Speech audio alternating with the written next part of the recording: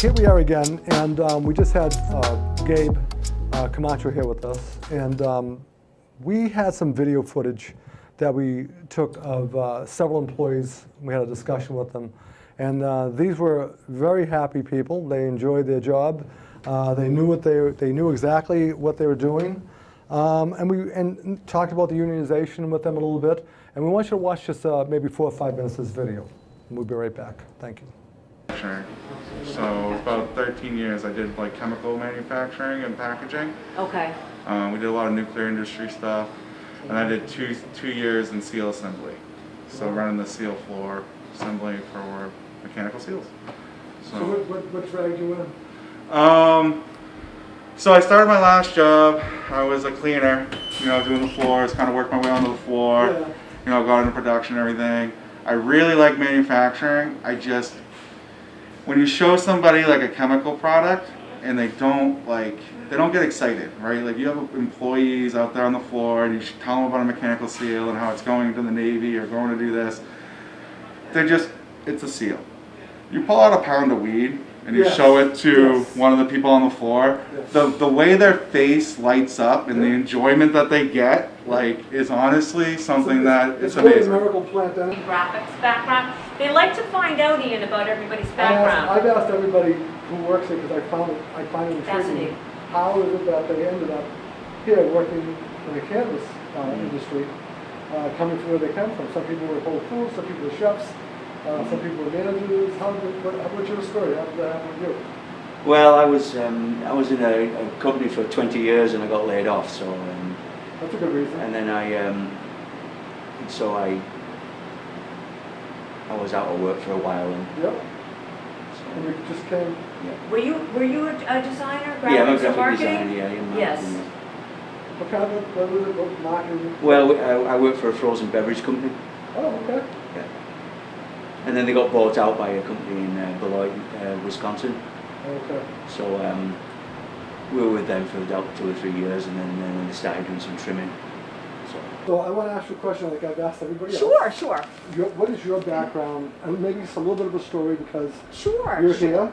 Absolutely. You were somewhere else before you got here. Absolutely. So So I've been with the company, it'll be 5 years, December. Okay. And before this, I was working for a doctor that was a referring medical marijuana doctor. I worked for her for a couple of years. And before that, I was actually in restaurant management.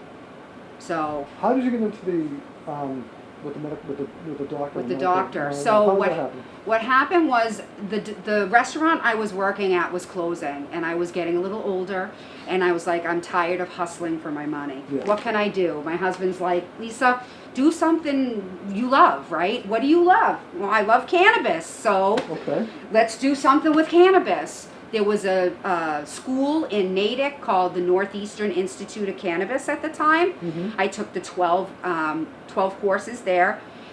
The doctor was teaching medical marijuana 101. I overheard her talking to another colleague, and she was like, my assistant is leaving next week, and I don't know what I'm gonna do.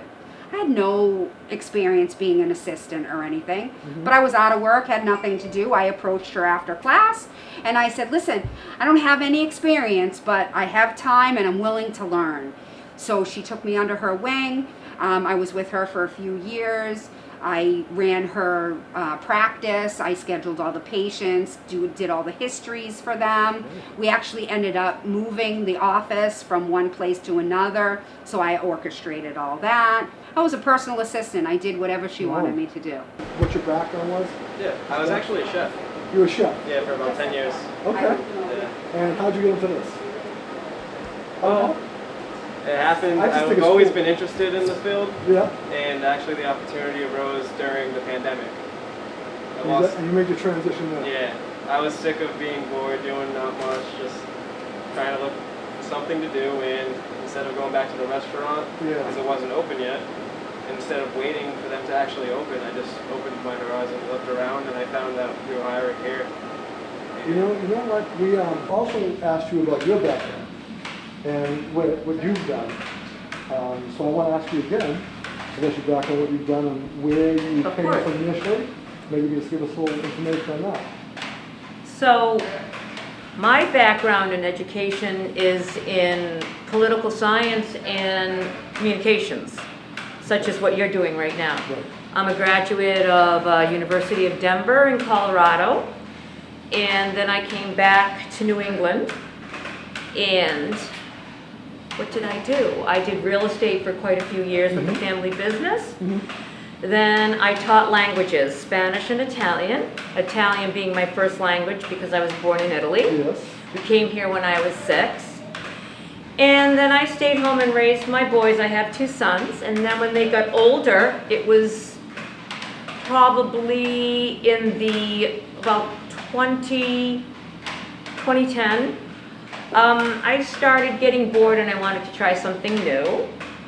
And then a few years later, I had heard that Sage came to town, because we used to be called Sage. And I applied when it was very small. There were like 5 people out front. And I came in when I showed you that sign, Plunkett Way. Yeah. And I interviewed with Ashlyn Plunkett, who was here. Okay. And I was originally hired as a patient advocate in Cambridge at one of the dispensaries. All right. Originally, and I tried the commute and it was really just too much for me. Then a few years went by and they called me back again because there was an admin position open here. And that's when I started working here, and I got into HR, and now I'm the engagement. I've been here since 2016, when they were under a different name. They were under the name Sira, Okay. or Sage actually. Sage. Sage. Oh, I've heard that name before. Yeah. Definitely heard that And, name before. I was here when they had the Cambridge store, and yeah. So if you worked in this department the whole time, if you worked in many other departments? Well, I actually started out in cultivation, and then moved up to trimming, and then moved down to here. So when you started in cultivation, I talked to Kabir about this. Is it like a career ladder, a move from you go to start one place? Like, is there a philosophy to get you trained in like many other aspects of cannabis? Wherever you start in here, there's always potential to move up. It's just, let's say it's on the individual where they want to go, where they want to grow. But usually they do start up in trimming, but for me, because there are no plants that were fully grown in the beginning, I had to start out in cultivation, which was a pretty unique experience. Okay, we're back. I hope you enjoyed the video. So we want to move on to cannabis, and I want to talk about safe cannabis. I don't mean the thing, stuff you grow in your backyard, or something you might be growing down in your basement or up in your attic or anything like that. But can someone explain to us, for the viewers' purposes, okay, the difference between legal cannabis and cannabis someone would grow at home or like in their garden? Absolutely. So I think the biggest difference is that legal cannabis producers and retailers are held to some of the strictest safety standards in any industry in the United States. So every single product that we sell and we grow comes with a certificate of authenticity. On the label, you see all of the testing for any contaminants. If there are contaminants found, we can't sell it. So it has a very, very strict set of tests before What would it be can contaminant? even... I'm sorry to interrupt. Would it be like maybe like mold or something? Things Yeah, like heavy that can metals, happen? pesticides, Right, okay. which we don't use. There's a very lengthy test. Okay. There are labs in Massachusetts that we send our product to. So everything on our shelf is tested very thoroughly. Not only does every product come with a certificate of authenticity, but all that testing data is on every single product that the consumer buys. So that I would say is the biggest difference. Okay. So one of the things I know that early on in the pandemic, dispensaries were closed by the governor. During that period, how concerning was it for the company and for the safety of patients who depend on medical marijuana? So being a medical dispensary, we were actually deemed an essential business by the state of Massachusetts. So we never closed during COVID. The recreational stores did shut down. Okay. It was really important to us. We obviously were deemed essential, so we had to remain open. We wanted to remain open to provide access to cannabis to our patients. So we were one of the first medical dispensaries to stand up contactless curbside delivery for our patients in the greater Boston area. Wow. We also stood up home delivery, which was a very big feat. There's a lot of logistics, and I as can you can only imagine, imagine. that goes into that. I can only imagine. In less than a week, we stood up home delivery because it was important for us that our patients who didn't even want to come to the dispensary, regardless of curbside or not, that they could get that delivery service. So we never stopped providing You just kept access rolling, to our it didn't patients. stop. Okay, I'm glad I asked that question, because that's something I really wanted to know. Yeah. So I want to discuss the health benefits of the cannabis. And you can you can take that question, Dwan, if you like, or you can as well. Michelle's fine with me. Yeah. But the health benefits of it is certainly something, because the medical cannabis industry, this is what it was basically being built on here. You know, it legitimizes it, in my opinion. Right. Yeah. I mean, I think, anecdotally, we have so many patients that come in and find relief in cannabis for, sleep, insomnia, anxiety, depression, PTSD. I think there still is a lot of testing to be done to make any specific claims about, cannabis and specific ailments that it can treat. But again, anecdotally, our patients find a lot of relief in So using what is cannabis. like one of the? Would you say that the anxiety is one of the top?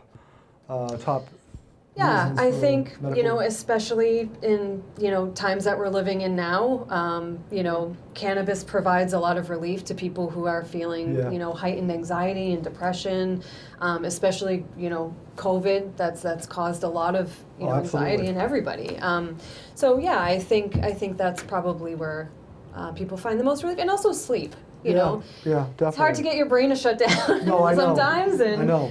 So I guess would this be a holistic approach to, let's say, an alternative to normal medications Correct. that people would take? Yes, Because there are correct. people out there who probably do take medications, and I think I went to the doctor one time and said, well, there's so many different ways that people can relieve certain things that are going on with Yeah. them. And I have to believe cannabis is one of them. Absolutely, well. yeah. The other thing was tinctures or alcohol-based cannabis extracts, and what are those for Yeah. people who are not in the know? So tinctures are, so it's a drop, so it's extracted cannabis oil mixed with coconut oil, and so you take it orally under your tongue, very easy to dose, and great for people who don't want to smoke, maybe have respiratory issues or lung issues. There are a lot of ways to consume cannabis, and tinctures are a very easy way to dose, and also a really easy way to microdose, because you can take really small drops at a time and then work your way up your medication. Thank you. I appreciate you explaining that for me, because I want to know what that was. Yeah. So I got to tell you, I was at that ethanol extraction method kind of machine that this gentleman was showing me. It was like this futuristic still, I was just pretty amazed by it. We got some really good footage on that we'll be showing, but it was really wonderful. So I guess I have another question. Maybe this is yours, and right in your area. Recreational licenses, they haven't been approved yet, right? They haven't been approved here in Somerville, okay? So in order to obtain a cannabis recreational license in Somerville, one would have to present a medical card. So what would be the process to do it for recreation here in Somerville?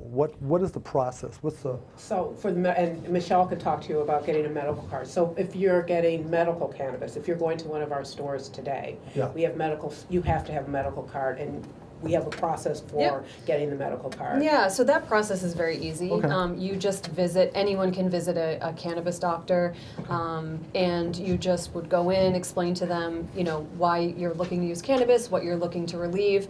They would give you a certification that basically gives you an allotment with the state of Massachusetts, and after you get that, you can actually go in same day. You can shop at any medical dispensary, including Sira. This isn't one of my questions, but I'm going to ask this one, but it's Yeah. not a big deal. I just want to, what is the average age, would you say? Is it all over the map? It's all All over. over. It's all over. We Okay, serve okay. everybody. All right, Yeah. okay. So I want to talk about stigma and to destigmatize, how to do that, right? So was there a very difficult vetting process in obtaining a medical license to set up in Somerville?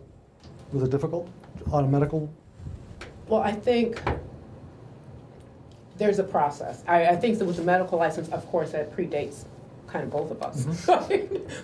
But the recreational licenses, and I think what the Cannabis Control Commission has put in place in Massachusetts has changed really how we think about cannabis for the recreational licenses. And so that's where we're more focused on communities that have been disproportionately impacted. We want to know, they ask now for a positive impact plan of what your company is going to do in particular communities, diversity inclusion plans. These things have been added in addition to the rather stringent things that Michelle talked about that you have to go through for the things that are on the side of the bottle of what you're getting. So along with your technical expertise that you have to show, you now have these social activities that you have to make sure are also in line in a way of giving back. And one of the things I applaud the legislature and the legislation for cannabis is that they have recognized that there are a lot of people who are sitting in jail today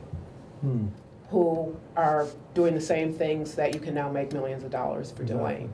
And so that is where, and I feel our company, Sira Naturals and AIR, have been very focused on making sure that we do things, and one of the reasons my department actually exists, and that it really flows through all of the departments. While we may exist for this purpose of coming up with programs, throughout the organization we are focused on ways that we can, I would say, give back and make sure that this experience and this exposure and access to this industry is available to people who are in disproportionately impacted neighborhoods. Yeah. Now, that's not easy, so let me first say this. Go right ahead. Because there's a stigma, and it is a well-earned stigma, it's not like people are being just, oh wow, you know, paranoid about this. Because there's a stigma, that it's not easy to talk folks of color into, let's get into the cannabis industry. I gave this, we were talking about a couple of slides that I sent you that show you from, for example, in 2010, that the arrest rate, when it's a breakdown by gender and race, and the arrest rate for black people is 4 times higher than the arrest rate for white people. But in 2000, and that would be this here. Yes. And we will be putting that up, so that's something that people should take a good hard look at. And as this says, there's a similar use and in the population. So for example, for white people, 11% of men and 6.7% of women use cannabis. In black, it's 8% men, 7.7% women use cannabis. Hispanic, 8.9% men, 9.2% women use cannabis, and then Asian Pacific Islanders, 7.72%, women use cannabis. However, when you look at the arrest rates, the arrests per 100,000 of the population, 716 black people, 192 white. So even though the use is very similar across the population, that when it comes to arrest rates, that it's a lot different. In the other slide that I sent you from the ACLU, the arrest rates have not changed. Now, I will say since legalization. I will say that since legalization, there are fewer arrests, and that may have a lot to do with the just social justice movement and a lot of talking about movement. that there? Yes. Yeah, that'll be another slide, yeah. But yes, but overall, if you look at the number of arrests, and the 2010 numbers were the ones I just talked about. These numbers are from 2018 that are in a report that came out in March 2021. And what they're showing is that it's still 4%. A black person is still, in Massachusetts, 4% more likely to be arrested for possession of cannabis than a white person. Now, there are less arrests overall, but still that has not changed. So things are pretty much the same. This is the impact. I think this underlies the difficulty you may have in attracting people in cannabis as a career or an industry. It is something that a lot of people of color are skeptical about. With Sira Naturals and AIR, what we have done is come up with a kind of community outreach program. It starts with you can't be what you can't see. because again, as I talked earlier, if you don't know that there is a Milford 1, 2, and 3, and there are grow rooms, and there are things called extractions, and there are other ways you can use cannabis, and you don't have to just smoke it, and that this is a huge industry that can be fun, as you can see from a lot of our employees, you may not choose to go into that. How are folks going to know about it? How do people in Mattapan and Boston, or how do people in Somerville, how do people who are living in public housing communities, how do they know? Well, I hope they're gonna watch this show. Exactly. That's what I hope they're gonna do. Fingers crossed. And they're gonna, I'm serious, I want them to know this. That is what Yeah. the charge has been of going out in the community. And it just would help a lot of folks if they understood they can make their own decision. I think that you have a lot of people who are out there who just don't have enough, who have enough information. And I can actually say for me, I had a you can't be what you can't see moment when I learned there was a Sira Naturals. I didn't realize that cannabis was more than a small store. I thought it was just small stores around, and that's how cannabis was. I didn't realize it came in corporations. Right. I did not realize that there were all of these jobs. I did not realize there were. And so for me, the same thing, that I had no idea that this was an industry and an enjoyable job I'd be interested in until someone told me about it. And I think that it's incumbent, what the best thing that we can give back is to let people in communities know that these opportunities and give access to these opportunities. I think it's wonderful. There's a couple of other things that we're doing along with our workforce development and getting folks in, and the great training that Michelle and her team, and not just that, in every job there is a great deal of training and ongoing training because the industry is changing. Mm-hmm. But one of the other things we're most proud of is our accelerator program. And what Sira Naturals has been doing, and started before we got here, but they started very early, we're at the 2.0 version, but the accelerator program empowers entrepreneurs, typically economic empowerment and social equity applicants with the CCC, who are looking to open businesses, now a retail store. And so what we do is use our expertise and the things that we've learned, and we really partner. We go out, and Michelle can tell you stories. We go out just as if we were getting the license, and we work with the folks in the stores and who are opening stores. And Not like a franchise or anything like that. Just not at all. You guys are going out and they are out educating. there, right? It's educating and being available. There's a lot of things about this. If you don't have someone looking over your shoulder and telling you, oh, this is what you have to do to get past this inspection. This is how you apply for a license. So I guess that Sira Naturals is not looking to have a monopoly here, right? Not at all. We're Right. looking for a competition that'll make, absolutely, no, we are not. No, that's what I'm saying. That was my point, is that if you're going to that extreme to do that, right, you're not really looking Yeah, at that. this industry is so new that, I mean, even when I started almost 4 years ago, there were only 10 dispensaries in the entire state of Massachusetts. There are now 180.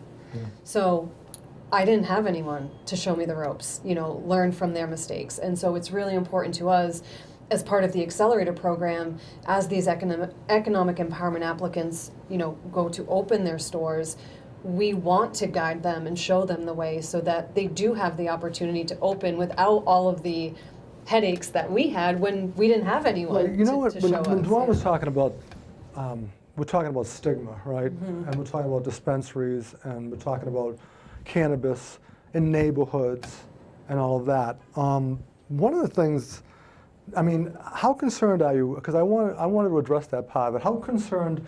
Because I know when we had a discussion prior to this. We talked about people. I said, well, maybe the stigma is not there as much anymore because it's a fresh new thing. But people now are accepting, maybe hopefully accepting. That's my thought, what I'm thinking in my brain. But you seem to think absolutely not. This has got to be destigmatized, and we have some issue here. So, if a cannabis wants to go into a particular, like in Somerville, and now you want to get a recreational license, what are the obstacles that are involved here, and how difficult can that be to educate people and let them know exactly what you're all about? It's difficult, but it's very doable. You have to do it in small. You meet people where they are, and you listen to what their thoughts are and what they're looking for. And I think also, and you have many conversations, it's not just you're going to go in one time and say, hey, this is a great idea. You have to be consistent, and you have to be in communities where people can come back and ask questions. This past summer, one of the things we did was we were in Fields Corner in Boston, and we went to a pop-up flea market. And we were there every Saturday, and we would just be there, and we had our posters talking, the very slides that you were showing, we had those posters up, and we talked to people. And we've got many people who never thought about it, came back, and wanted to hear more about the cannabis industry and actually wanted to apply for jobs. And I think one important program that we haven't talked about is the Cultivate Ed program. We're gonna, but we can do it now. Yeah. So, because I think this is important, and we've had really great success. I think Michelle? also too, it's showing the community. You know, we've been operating in Somerville since September of 2017 as a great member and partner in the community to local businesses, to people that live in Somerville. So I think it's important to show that you want to be a good partner, And consistently which we show. have. So I'm going to ask the next question. Okay, so you want to show support, right? And we want to dispel any rumors that may be around about cannabis and the it's use not of rumors. cannabis. The Well, things when I say let's dispel rumors, I mean rumors that can lead to harder drugs or something like that. That to me is just like it can be difficult with some people to try to to overcome that. And another thing too is that people talk about all the time is, could cannabis lead to harder drugs for people? Is that possible? Is that something that, I mean, that's always something that people talk about. We hear that from a lot of the older people as well. They're always asking questions. They'll ask a question like that occasionally. And those are things that people want to. That I think you have to overcome that too, because I think the medical part of it, my opinion only, all right, medical part of it was really important, because that is something that's of major importance to people when it comes to the medical, and that's really what the cannabis is all about, in my opinion, what I've seen so far. I mean, studies and cases show that in states where medical and recreational cannabis has been legalized, you actually see the use of opioids drop. So we really think that cannabis can be, the opioid epidemic is clearly a huge problem in this, in this country, and I think we know and we believe, and studies show that cannabis can actually help decrease that. So let me ask a question. What is it that you would like to be doing in the community concerning people who are having issues with harder drugs?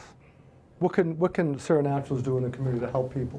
What type of a plan, if any, would you have to help people who are having issues and programs like that? Yeah, I mean, I think just being there, being in the community, both on the medical and eventually, in the future on the adult use side, shows that that it does actually decrease, again, like what I pointed to, which is the opioid use. I have a quote. I like to read quotes. I do it all the time, but I like them. If I see something and I read it, and someone will say, "Where'd you get that from?" Hey, so I'm going to read this quote, but it's and I'll tell you who it is afterwards. But we see ourselves as a science-based company. First, a cannabis company. Second, legitimize an industry that has suffered from dramatic stigma in the United States for many years. The cannabis industry is an industry in transformation from an underground illicit economy to a legitimate regulated business. We put tremendous amount of investment into the production process because we understand that the products we produce have to be consistent, safe, and effective for people. And that is Spencer Knowles of Sira Naturals. Now, if Spencer changed his title again, I need to know. What is it? I'll let Michelle talk. He's the vice president of wholesale for air. Okay, I'd like to meet Spencer, but I haven't had the opportunity to do that. We'll have to arrange that. Yeah. Well, it's been a long journey for me so far. So we talked about the stigma in the community. I want to talk a little bit about outreach. I'd like to talk about expunging records, because I know we talked about that before. And I think some of the notes I have is about expunging marijuana, criminal records, drug crimes, and incarceration. And I know that Sira Naturals has had a podcast. I think it might have been, I tuned in, I think it was sometime in maybe April or May. And you had that, and it was to help expunge records through programs of education. And I wonder if you could talk about, I know you have it's called a Cultivate Ed, right? Took me a long time to get that. Yeah. It's a program to expunge incarceration records for drug crimes. No query that would hold them back from other opportunities. Can you give us a Yeah, little? so Cultivate Ed, and actually it was created by the state legislature. Okay. Tyler. In Roxbury, who was a state rep in Roxbury, actually started this, and Mike Moran, and there were several of the state representatives. And so what this allows, they set up Cultivate Ed and working with the Boston Legal Services, working with Roxbury Community College, and it is a program where you go through classroom, and you can you go through classroom and then you work with cannabis companies. So that along with Sira Naturals, they have several cannabis companies that work with them. And what we do is for people who have been incarcerated or are returning to the community or just have a query on their record which can really impact your ability to get hired, what they will do is first work with them on expunging and sealing the record. That's the first part. But the second part is getting them into cannabis in this special program where you learn a little bit more about it. Kind of, you can't be what you can't see up front. They show them that through a classroom, through how to work, what this is going to be like, what's the difference between being in Milford, for example, and working with plants as opposed to being on the retail floor. And then after that training period, which is about 8 weeks, they then send them to each of the cannabis companies, and we have a fellow, and they come and work along with us. They get to see every aspect of the cannabis industry, so they get to work in Milford with the cultivation, manufacturing, but then retail, different aspects. We've even had them, one person kind of look at marketing, what they might be interested in, even the corporate side of cannabis. And so after that time, they can decide, and based on performance, whether they'd like to come and work with us full-time. And we've been very successful with that. And Let me ask you a question. How do we get the records expunged? Are you working with? When you first get started, when you apply, and I encourage anyone with Cultivated to go and apply to Cultivated. If you have a query, to go over and just apply. And what they're going to do is set you up with someone from Boston Legal Services who will start working with you. Now, this isn't really necessarily easy, because when they're looking at your record, it's not everything that is going to be able to be expunged and sealed.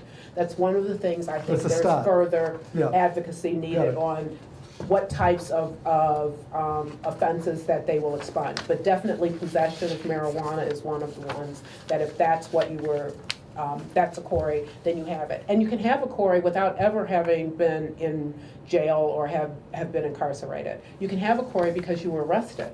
Yeah, that's interesting. And it's still on your record, and that's going to pop up, and unless you have a couple of $1,000s to hire an attorney to help you get that sealed. It's hard. It's hard to get a job. I believe me, I've run into this with other people who I've known before who have that. That's hanging over your head. We're just arrested. Well, I think that's a really a worthwhile program for sure. And our company is, Sira and Air we're very interested in that, because those are the barriers to employment. So we can have all the good jobs you want. If you can't get in to take one of the good jobs because of a query, it really it really doesn't matter. So we're really excited about that. So with our cultivator, I want to talk about the folks who've been in cultivators. We had one person who's working now with Michelle, and who did a really great job and kind of came in and started working with us. But just very recently, we've had someone who was so good that they've decided, we've had our folks in cultivation, I believe is where she is, and that they want to hire her now. It's like we don't even want her to finish the rest of the program. It's like we'd like to hire her in as a full-time employee. They took right to it. That's great. But it's giving the opportunity, even notwithstanding the fact that you have this query in your record, for her to be able to shine and show what she can do and working with our team. And I would also say that what we've done at Sira is really worked hard to make sure that this was a valuable experience. For the entire company has come around this, and so every time there's an itinerary and kind of a schedule of what they're going to do, you are not just thrown in and you get a job. That all of the leadership team So it gives people comes hope. together. It's not a dead end for people when they I got a query, I'm My God, I'm stuck in this There's now. something you can do. And so Yeah. I would encourage all of us to really look at expanding the number of things that, because there are a lot of people, what if you were on parole? Let's say you did it and you're on parole. That's going to be a lot harder if there was, for example, a gun charge that was also there. You've finished, you've paid your debt to society, you are done. And we're not going to forget that. That record's going to be harder to expunge. So that's really working with the legislature and looking at maybe there are a few other charges that you need to allow to be expunged as well. But this is a great start. We're not complaining at all. Yeah. I mean, I was piqued my interest. I just had to ask about that because there's so much community outreach and community involvement that I never knew of. Because, like I said early on, when I wanted to have guests on the show, I was just basically talking about the Davis Square operation and how did it come about, what's going on, and then my mind just expanded. I just decided I was going to think about other things, And so one of the things, I want to give a shout out to Ryan Dominguez, who is the director of Cultivated and who has worked very closely with us. Yep. And also on our team, Linda Champion, who's on our board of advisors. She's a former prosecutor, Yep. that she's also been helping to interview and advise us. And so it's been a real team effort. That's good. That's where you get a lot of your support from.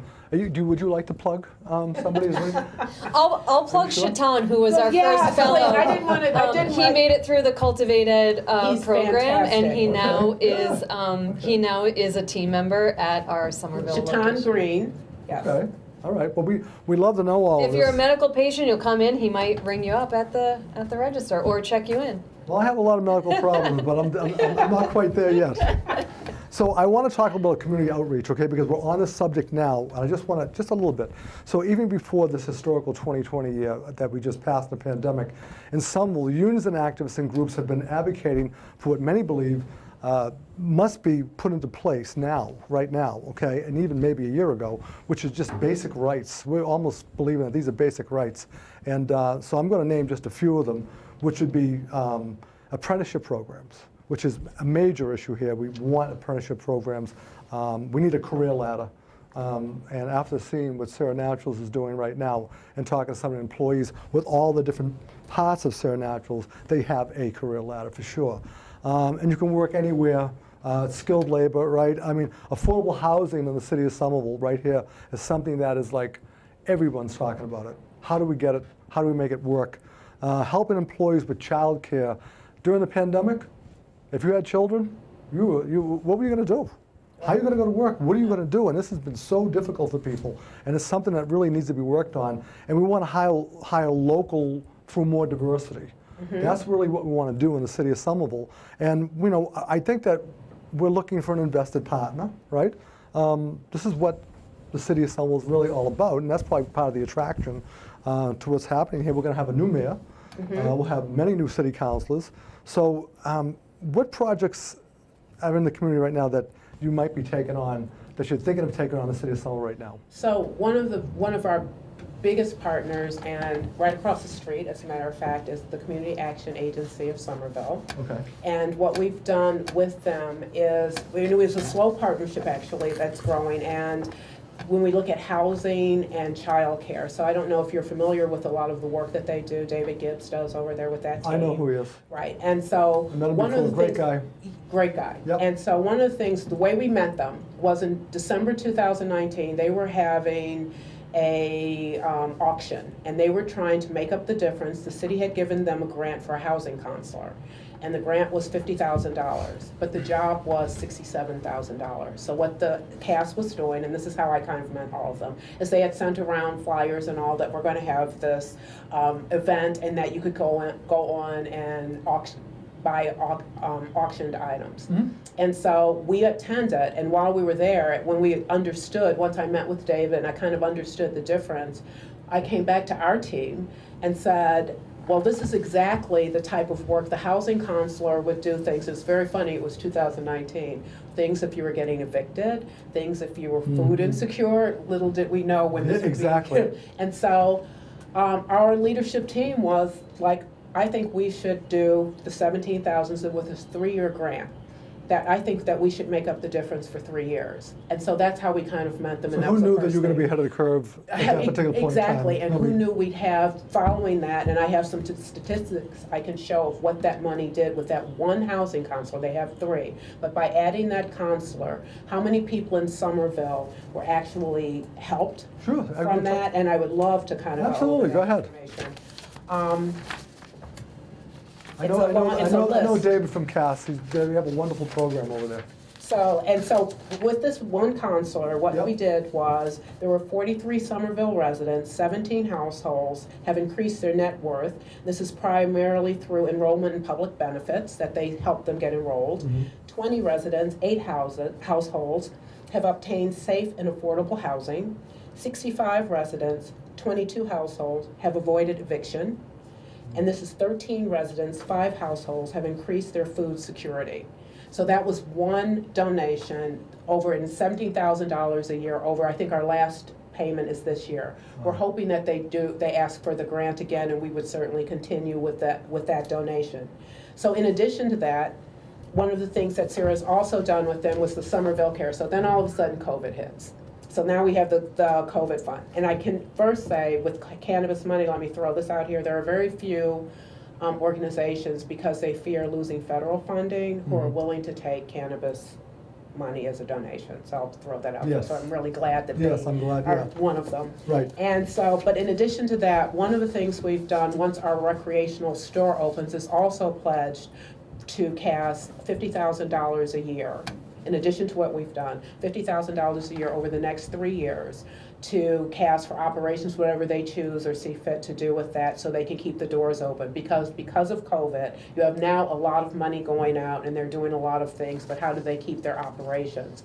They also are responsible for the Head Start program for Cambridge and Somerville and the surrounding area. So this is money without any strings attached, so they don't That's have to great. worry That's great. about That's a federal good story. funding and I who love you that. could, if someone's not, is an immigrant or whatever, you may not be able to use federal Yeah, money. I'll tell you, they are really like, God, they work so hard over there, and it's They're so. a terrific group. It's kind of like no one's really. I wish people would pay more attention to what they're doing over there. I really do. Well, we You can know? amplify that I know, you did, and thank you for raising the issue. Because David, I met David. I don't know. I forgot how we met. You It had should to have be- them come over and do a little. David? I'd love to have Yes. David over here. We Absolutely. would be happy to be with them if there's anything we can add to it. Are you if going that to set up? helps. Is this going to be part of the documentary? Well, you're going to do the documentary, are you? I think it's turned into a documentary. I don't know why, No, but I think these are the kinds of things, though, when we say, as Michelle said, consistently, and we're in the community, Yeah. we do these things quietly, Right. for the most part. Like, a lot of folks had no idea that we were working with them.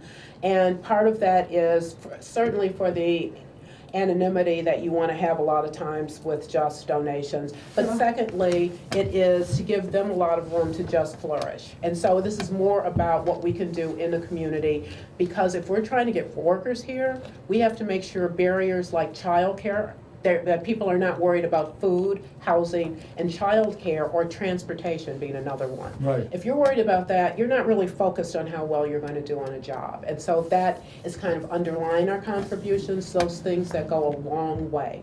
Very small in the sense of if you can really take care of transportation for someone, but the benefit of a T-Pass, having a T-Pass yeah. and being able to get around the city Absolutely. really does help a lot of Well, people. this is part of the whole destigmatize, without really putting it out there that we're destigmatizing. It just happens to be, humanity, that we're really talking about. And if you're going to talk about a T-Pass, we've got 6 stops coming in from the Greenland extension here. So you're going to be able to get on any train you want, because they close every bridge over here. And I can tell you, God bless the people of the city of Somerville who have absolutely put up with so many road closings and all of that, and they just seem to get around, man. I don't know how they do it, But that's a great, really, I love what you just mentioned there.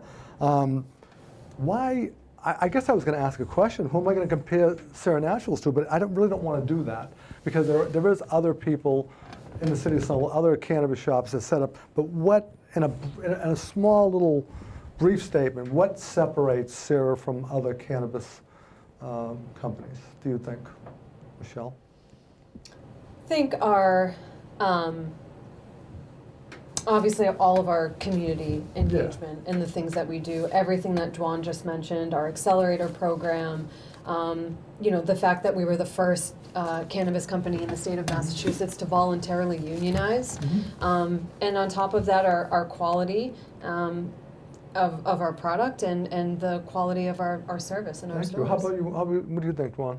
I would absolutely agree with Michelle. I think a lot of it is having people who really want to be here and who really want to be in this industry in the positions that we have. I think that Michelle absolutely is a master, let's first say, at retail. And I think that when you have people who have that kind of experience and love what they do and are willing to teach folks, I think that's what sets us apart. And I think that's throughout the organization. And I do want to also say that John Sandelman, I want to mention John Sandelman, who is the CEO of AIR, because, and I take a personal... Tell me this. I know Rob Vanesco. I met Rob, not face to face, but I had a nice conversation with him. Is it? Tell us what AIR is. Wellness. What is it? What is it like? It's a wellness. It is kind of like a parent. We're like an affiliate of AIR, and Is it like a wellness kind of a thing? It says. Yes. I mean that like they, as far as what they're Okay. and with cannabis and. So, but I want to mention John Sandelman because a lot of this was his vision. I think the commitment to community, most definitely, in giving back and having a legacy of being able to have done something meaningful. And I think with the union is the other place. A lot of that was for him making sure that there were opportunities and access available. And I say that he's, you know, a man of few words, but. Yeah, it's pretty amazing. It's pretty amazing how this whole thing was put together, in my opinion. So we're kind of running out of time, because time waits for no one. That's a Rolling Stones song. I'm a musical kind of guy. I don't know why. R.I.P. Charlie Watts. Oh my God, there we go. I know. I love Charlie Watts. So anyway, cultivation. Now I don't know. Cultivation was amazing.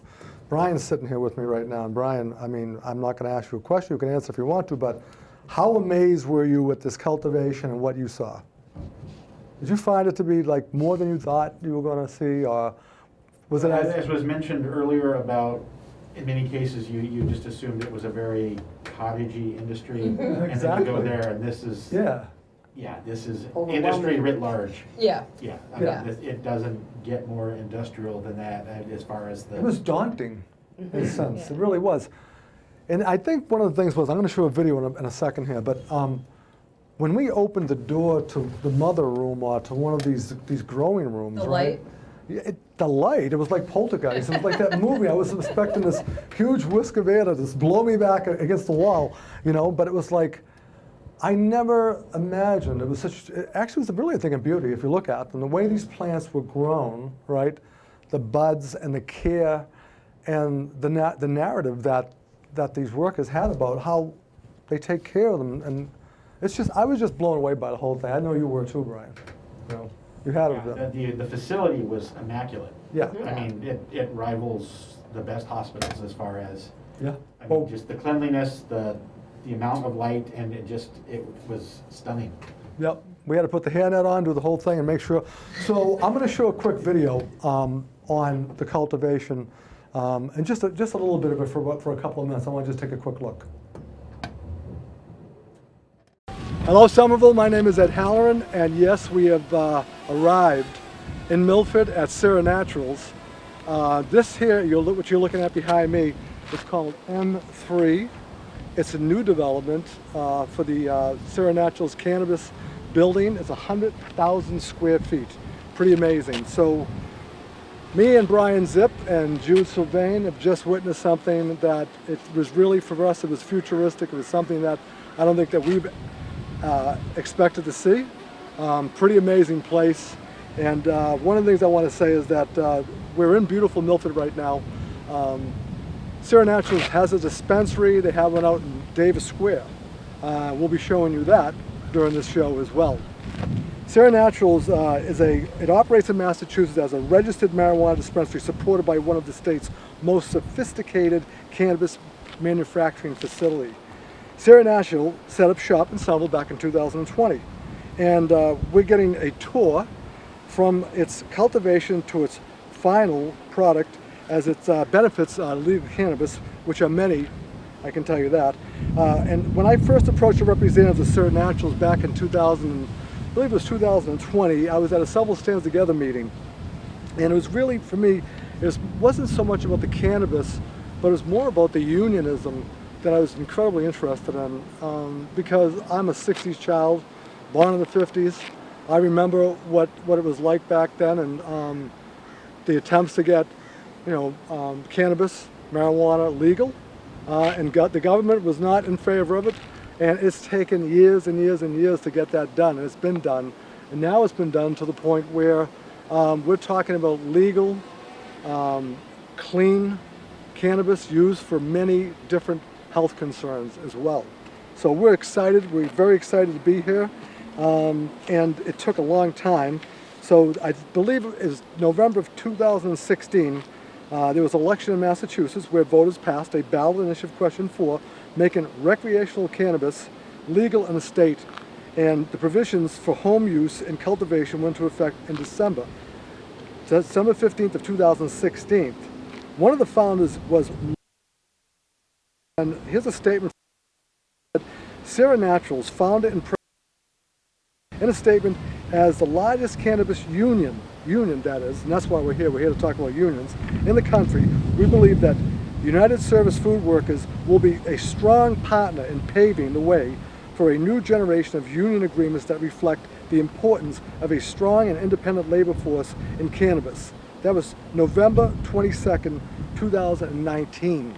So what I want to let you know back home in Somerville is that we are going to be touring the cultivation, mother plants, the property room, the red room, the flower room. There's so many rooms. I actually got a little dizzy there for a while, and it wasn't from the cannabis, I can tell you that.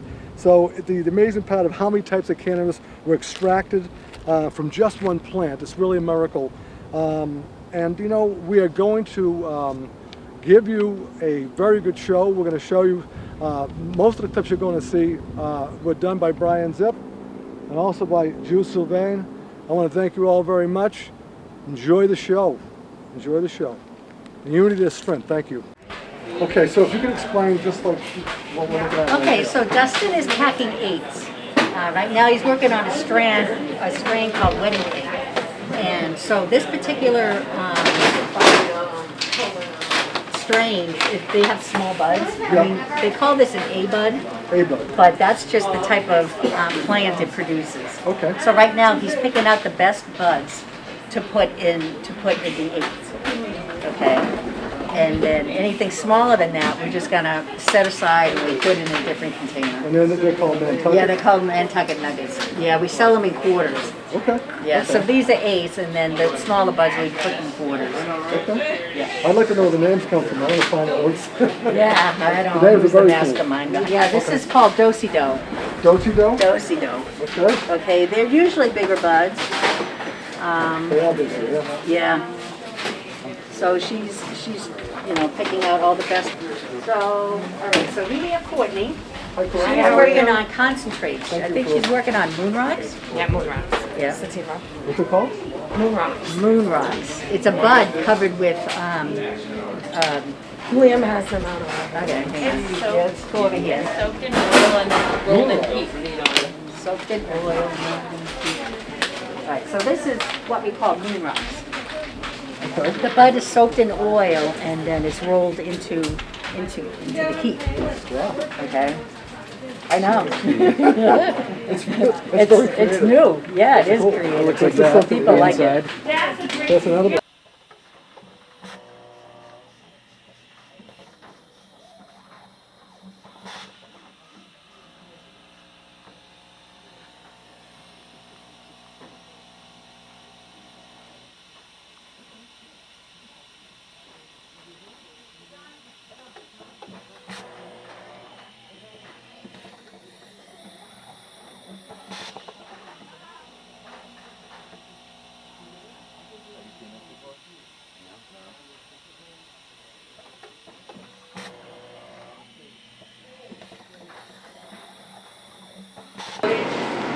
Yeah, I mean, this is like about the only thing we got going on in here.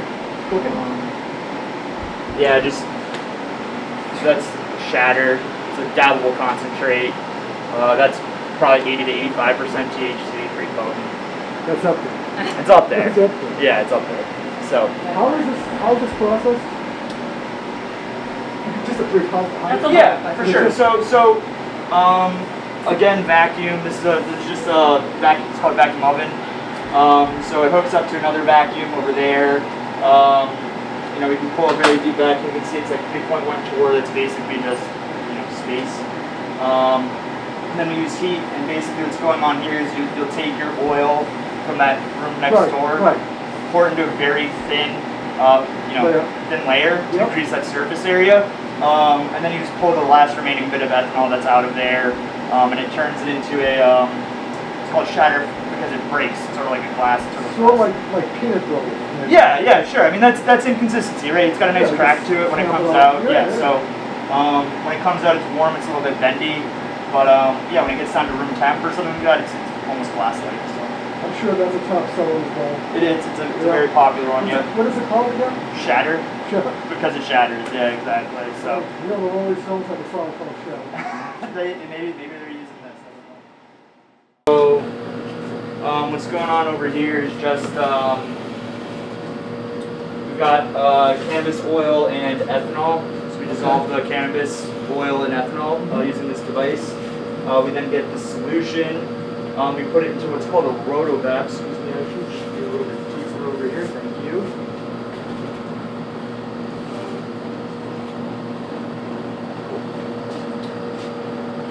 So what's happening is the ethanol and oil have different boiling points. So this is a warm water bath that it's sitting in, and that's a vacuum pump. So we're pulling a vacuum on this entire system. So we're using the warm water and the vacuum to evaporate the ethanol out while concentrating the oil back. So that's what's going on in this one. This machine here does the same thing. We just don't have anything running through it right now, and it operates a little bit differently. What I'm going to do is I'm going to take you to a few different rooms. You can see the progression of the plants and how they grow through their weeks. Oh yeah. These are young babies. These are just been here since just a couple weeks now. There's a big difference between them. We only have female plants in the cultivation because, as you may know, the male plants, they produce pollen, and that's not good for the females. It gives you a lot of seeds. Yep. Unless you're trying to crossbreed. Okay. The biggest difference between them is the females have hairs coming out of the nodes. Those are the pistils, and males, in place of that, have little pollen sacs, and they kind of look like two little balls at the bottom. Okay. So let me ask you a question. Do the mother plants produce higher amount of THC? Bigger buds? Yes. That's it, right? That's strain specific, a lot of strains have different features. Some grow thicker and more dense, and others grow more plentiful and less dense, but for the most part, the way we operate with our fertilizers and the care, the lighting system, we want to try to produce the best buds for no matter what strain it is. Okay. What kind of fertilizer do you use for it? That we might be familiar with. I mean, it's probably, the brand doesn't matter, but the three macronutrients are nitrogen, phosphorus, and potassium. Okay.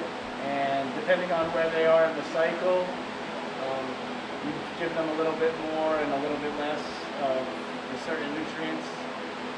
But nitrogen, phosphorus, and potassium are the three main. So my next question is, these lights are incredible, right? Yep. Where do you get the energy to produce? Like, you guys have solar panels, or are you just using electricity? That's how it's coming in, right? Yeah, I believe it's just a generator. Yeah. Probably, I think we're talking solar panels at some point. Maybe at some point, but those are your lights. Yeah, we have no solar panels right now. No, but I think that's kind of cool. This is really great.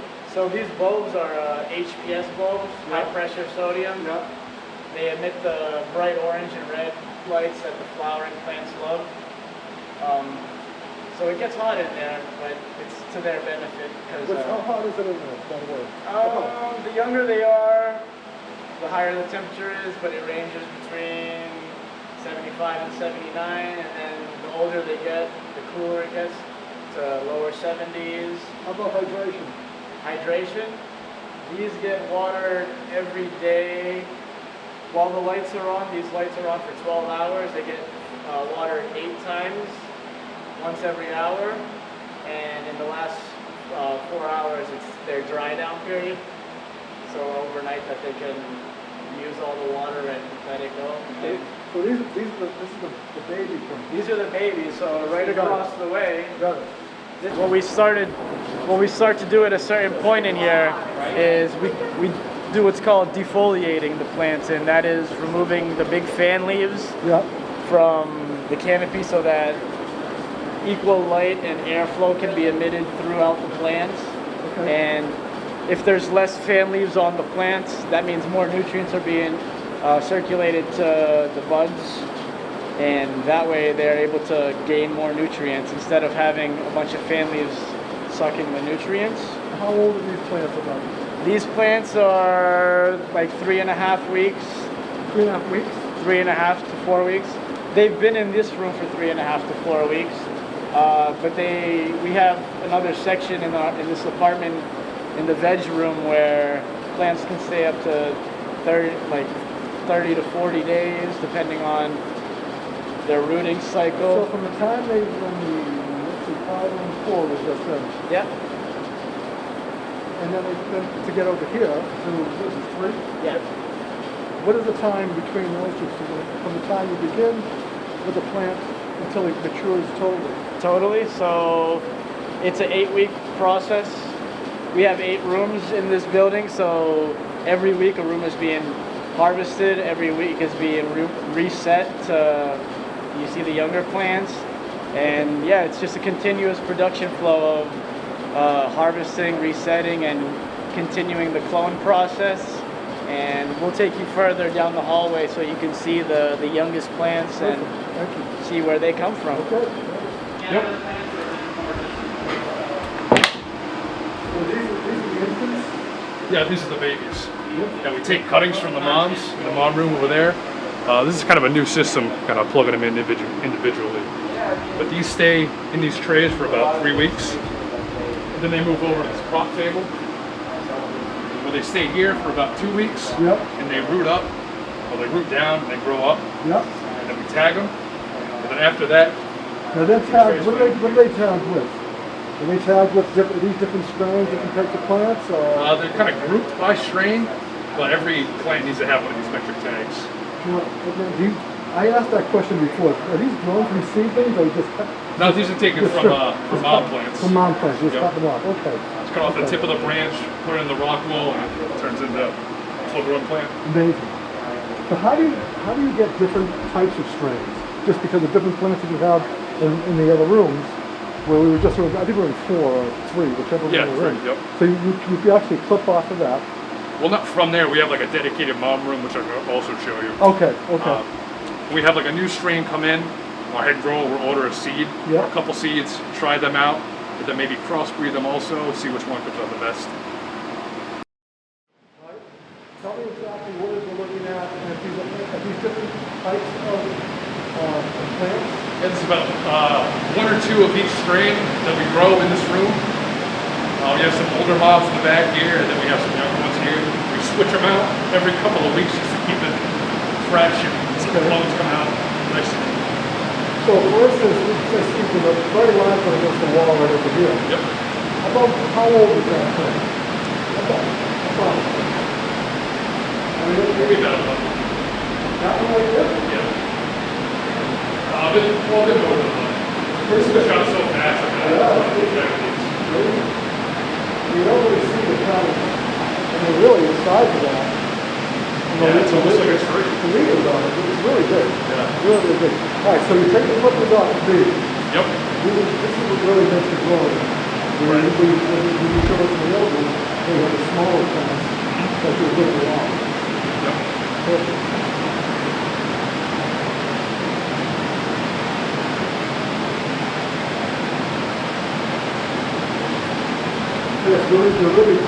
Dry room 1. Yep. Okay. I don't know if you want to go in and film, or do you need?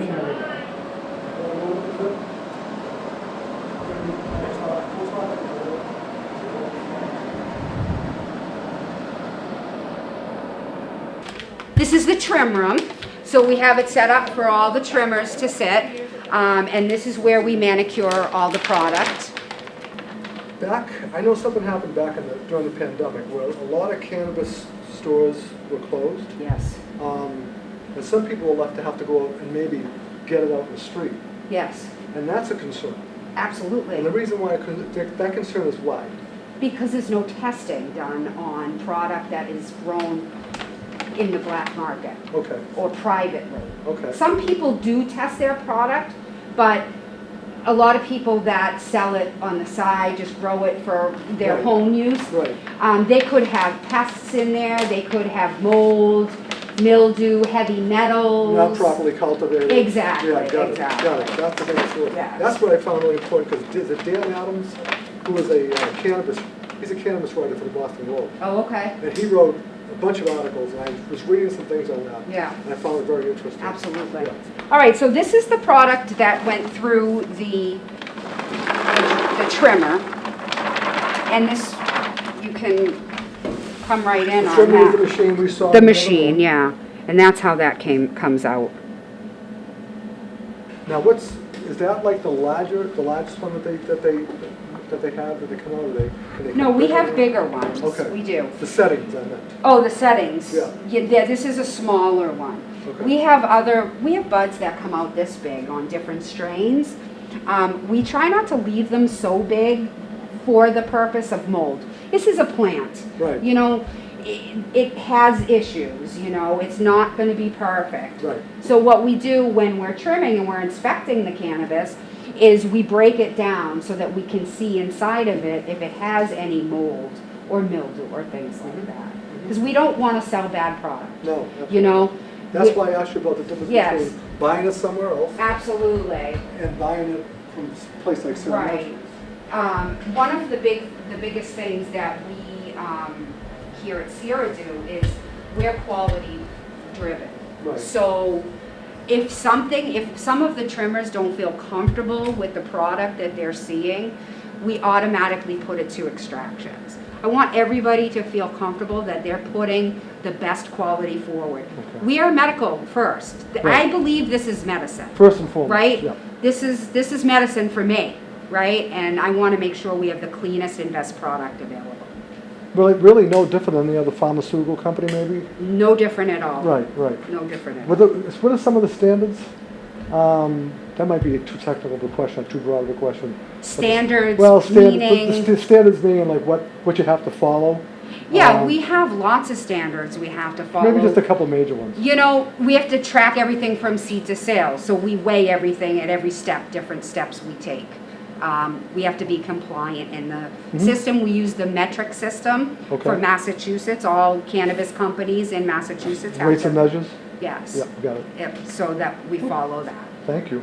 You're Appreciate welcome. that. I have now one more question. I Sure. love this Mural? Yes. And this was put here. Why was this? I know. So it was put here Very serene. because it's very depressing being in a room with no windows, with stainless steel tables and fluorescent lights, right? So that was one of the first things that I asked for when I became the manager because, you know, you want something to look at, Yeah, right? It's great. It's Absolutely. a Well, they beautiful should vibe be to it. looking at their trim bins. So you know. without hard work, nothing grows but weeds. And that's by, is that Buckley? Gordon B. Hinckley. Hinckley. Okay. Yes. You know, that's a quote. I think we're going to use that. We like to use a quote at the end of every show. There you go. Okay. So I hope you enjoyed that video. Because I know we did. We spent 3.5 hours, 4 hours there going through the whole thing. It was an amazing experience for us. So let me a couple of things I want to say is that the mother plants, they were kept together and they were taking clippings from the mother plants, the prope room, the drying room, the mom room, the clones, the red room, flower room, ethanol extraction method machine. They displayed that. We got a good look at that. The trim machine. We had the, I don't know how to explain it, except for like marijuana cigarettes. That this. Oh, the trail sticks. Oh my, yeah, the guy was just like typing, he was banging away and they were popping out, and Brian got some good video on that. What else did they have there? Oh, well, the gummies. the Shattered, which was like peanut brittle or something like that. Another Rolling Stones song. And then there was, and then there was the Do-Si Do's, right? Which that was pretty cool. They had these big buds, and they had Do-Si Do's they were making. And then my favorite was the Moon Rocks. And the Moon Yeah, Rocks. you were really impressed with the Moon Rocks. I was. Who said that? Did someone tell you that? did. I was. Well, because they were good size. Yep. And they were rolling them in oil, and they put them in this nice ceramic little jar. Yep. And it would be a great gift for someone, I suppose, if you wouldn't it? I mean, think about it, right? So I thought it was very cool. I liked it. So we had a discussion with Lisa. We were in the room.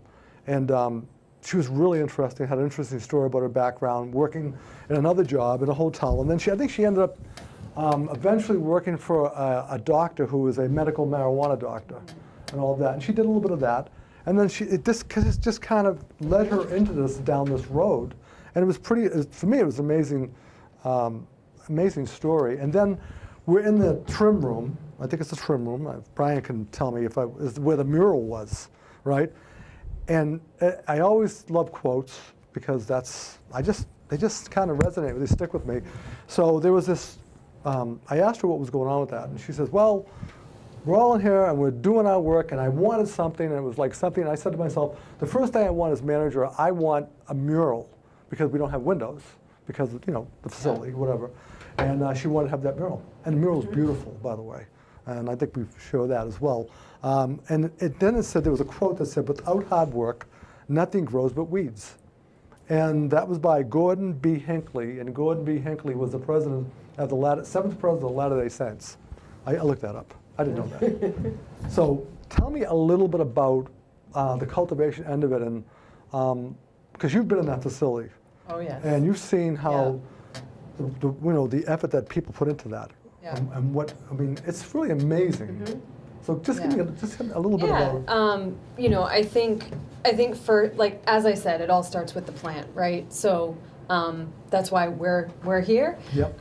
That's why Sira exists. The thing that I had a similar experience to you when I first went. Back then, we only had one facility, and that was M1. I just had no idea what to expect when I walked in, and walking into those flower rooms and just seeing rows and rows and just how professional the operation was, and the amount of cannabis that we were able to grow at scale was so impressive. Those rooms need to be monitored 24/7. It's a plant, right? So if you don't take care of it, it's going to die. Absolutely. So absolutely. that, Yeah. I think the thing that is most impressive to me is outside of the facility and all of the technology that goes into growing those plants is the team, our cultivation team, and the people on that team, because they're the ones who are responsible for maintaining those plants, the health of the plants, growing at that scale, to me is extremely impressive. And I'm writing down 4 words, that the science is real, because it is. And you have to believe in it, because I believe in it, because I saw it. And it was amazing how quickly these plants mature, and how fast they make this can happen. And how many different extractions they get out of these plants, and the strengths of it, which is even more amazing. But I just really enjoyed this tour. I'd like to say, and to add to what Michelle is saying, that one of our goals is to have, as Michelle said, it starts with the plant, and to be the best company in producing good cannabis and excellent cannabis. I shouldn't just say good. It's And excellent. also producing jobs. It takes a whole team of Sira employees to, like I said, keep these plants healthy and growing. Those are jobs that we're providing that we, again, as I said, are going to more than double between production, And Gabe retail. mentioned earlier in the episode that this is and these are something that good was really- union-paying jobs. That We have are jobs difficult to learn. posted currently right now on Sira.Naturals.org. We have a careers page that viewers can go to and see all the different jobs So that we have across what we're the going to do company. is we're going to give you that opportunity to put that up. We'll put it up on the screen for these jobs, for what you're looking, and we can have people those who tune in maybe we put the cultivator Ed program. We can do that too. I will give that link. Yeah, that would be great for us to have up there. So, you know, the people who are watching us, the viewers on YouTube, and those on local cable can also see it. So, brand Sira, I asked the question, Dwan, before about the company going public, right? And I didn't know this, and I think probably most people don't know it, that you can't go public in the United States. Is that correct? That's right, because it's still federally illegal. Federally illegal, right. So until it's federally legal. Banking is very difficult, and you can't be on the stock exchange. Okay, okay. So, but you are in Canada Yes. right now. You've done it there. Okay, operating in cash, debit, that's what they're telling me. Regulated barriers, right? There's some regulated barriers or whatever, I wrote that down. And I guess one thing I mentioned about what's the name and why Sira chose this name. And I don't know why, but I love it. It's kind of like my name. I have no idea how my mother came up with Dwan instead Yeah. of Dawn. Yeah. So I have no idea how. well, I'm going to tell you. So I'll tell you what Sira is. Sira is it's a baby girl name, mainly popular in a Muslim region, and its main origin is Arabic. Sira is a name meaning a fine bouquet. So I just want to put that in there. Oh, well, thank you for telling us. Yeah, no problem. That's what we do in learn the show. something every day. Yeah, that's what we do in the show. So lastly, I have a question.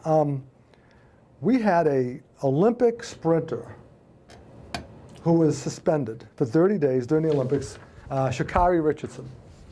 And Dan Adams, who is a cannabis writer for the Globe, who I love this stuff. I read it. I think it's great, right? He writes that mindless, tragic, draconian, unfair cannabis expert slams suspension of Sha'Carri Richardson. What are your thoughts on the suspensions and the assertion that cannabis use is a performance-enhancing drug? What is your thoughts on that? Is it possible that Sha'Carri broke a world record because she was on, just because it had anything to do with cannabis? I don't want to give my opinion on it, but that's why you're the guest. I'm not. You know. But I wanted to just mention that because they put that in there, and it's pretty. I don't know why they would assert such a thing. I don't think it's performance enhancing. It has a lot of medical. Yeah, you know. I think as I said earlier, you know, anecdotally, it has a lot of you know, benefits, relief from people. I Yeah. could imagine physical pain, chronic pain, as we discussed, anxiety and depression, and you know, I think we look forward to a time when you know, we are not, or I should Yeah. say, the cannabis plant isn't subject to, you know, that kind of drug. I think Sha'Carri had lost a loved one too. So I think when you're talking about this type of Right. you know, this loss and things that are going on in life, you know, sure you can take a pill, and you could also take cannabis too. Correct. And you know, these things take time, just like alcohol. It's going to take time. They did not test for alcohol. We're looking forward to the time when you no longer test for cannabis. Right. Well, these were not super hard questions, right? No. But I wanted to get to it. I thought it was really important that we have a discussion over this. I'm really relieved and happy that we met in person. It is so good. We started, when was this? Me and December Dwan- 2000? Yeah, me and Dwan were on talking on this Before COVID, Zooming back and forth. And I said, I'm going late. So I'm writing everything down feverishly, saying, "No, we're gonna have the show." But we wanted to have a show in March, and we scheduled in 2020. That didn't happen. And then me again, and poor Brian and Jude, and you know, asking them, please come out to the facility. Let's see what's going on there. And of course, Greg Hilda, our assistant producer, who is just a pain in the neck. He thinks he is, but he's really not. He's just trying to get us where we need to be. But I want to thank you for being on the show. Thank you for having us. Oh, and by the way, And it has been a pleasure. yes. And important Do I to get have a t-shirt. Somerville shirt? I think you might, because these people are great. So Oh, I love I was it. gonna ask for one of those. Oh my God. that's a gift. That's a gift. And here you go. Okay, Love it. made in Somerville. Okay. Thank you. This is so, All right. I love black t-shirts more than anything. Yeah, think me it's too. navy. They don't get dirty. Maybe. So you Oh, close can show it right up at the screen. Show them what you got up there. Okay. Show you. All right. And we are going to sign off. in unity, there's strength. I want to thank you very much. Thank you, Brian Zip. Thank you, Jude. Thank you, Sira Naturals. The whole crew down there. I want to thank everybody, and hopefully we can get some more video out to you guys. Over and out. Thank you very much.